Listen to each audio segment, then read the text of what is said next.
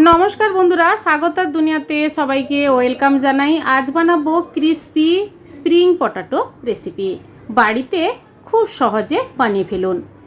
Spring potato बानानोर जोन्नो आमि नियेछि माझारि साइजेर 5 पिस आलू। आलूगुलो भालोभाबे प्रथमे धुए परिष्कार करे नियेछि। तारपर आलुर खोसागुलो आमि एभाबे छुले निচ্ছি।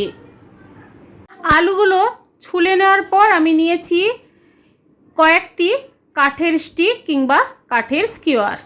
এগুলো আমি কি করব, সবগুলো আলুর মাঝখান বরাবর দেখে কাঠের স্টিকটা এভাবে আমি আলুর মধ্যে মাঝখান বরাবর করে স্টিকটা রাখব।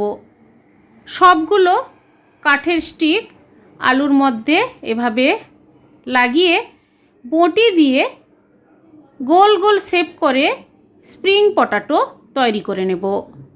আপনারা ছুরি দিয়েও এইভাবে স্প্রিং পটাটো বানিয়ে নিতে পারেন। সবগুলো আলু এইভাবে গোল গোল শেপ করে অনবরত এইভাবে ঘোরাতে ঘোরাতে কিন্তু খুব সুন্দরভাবে স্প্রিং পটাটো তৈরি হয়ে যাবে। দেখুন আপনাদের দেখাচ্ছি কত সুন্দরভাবে তৈরি হয়ে গেছে। আর এভাবে বানিয়ে বিকেলবেলা খাবেন, খুব ভালো লাগবে।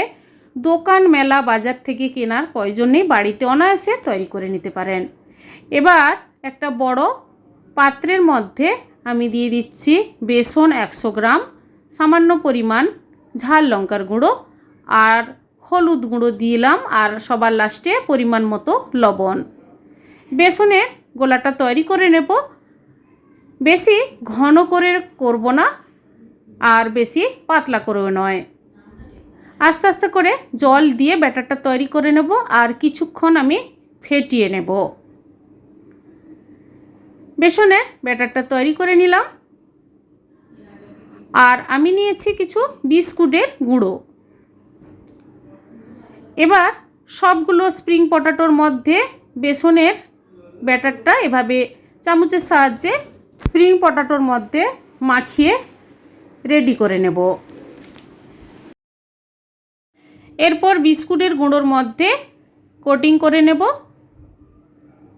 তাহলে খুবই মুচমুচে হবে স্প্রিং পটাটো। সবগুলো তৈরি করে রেডি করে নেওয়ার পর আমি আলাদা একটা কড়াইর মধ্যে বেশ কিছুটা পরিমাণ রিফাইন তেল আগের থেকে গরম করতে দিয়েছি। গ্যাসের ফ্লেমটা মিডিয়াম রেখে আস্তে আস্তে করে ভাজতে দিয়ে দেব। গ্যাসের ফ্লেম হাই করবেন না, তাহলে আলুগুলো নরম হবে না আর পুড়ে যেতে পারে। এক পিঠ হয়ে গেলে আরেক পিঠ এভাবে আমি আস্তে আস্তে করে উল্টে দিচ্ছি। দেখুন কত সুন্দরভাবে গোল্ডেন ব্রাউন কালার মতো করে ভাজা হয়ে যাচ্ছে। এরপর কড়াই থেকে তুলে প্লেটে সার্ভ করে নেব। বাকিগুলোও আমি এভাবে ভেজে রেডি করে নেব।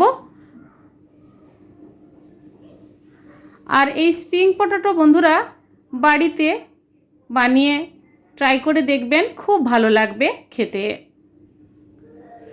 সবগুলো সার্ভ করে নেওয়ার পর ওপর থেকে আমি দিয়ে দেব টমেটো সস।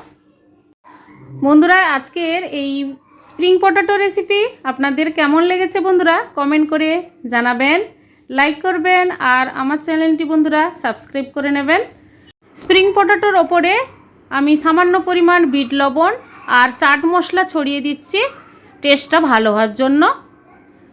তাহলে বন্ধুরা পাশে থাকা বেল আইকন অবশ্যই প্রেস করবেন। আমার চ্যানেলে যখন কোনো নতুন রেসিপি দেব আপনাদের কাছে নোটিফিকেশান খুব সহজে পৌঁছে যাবে।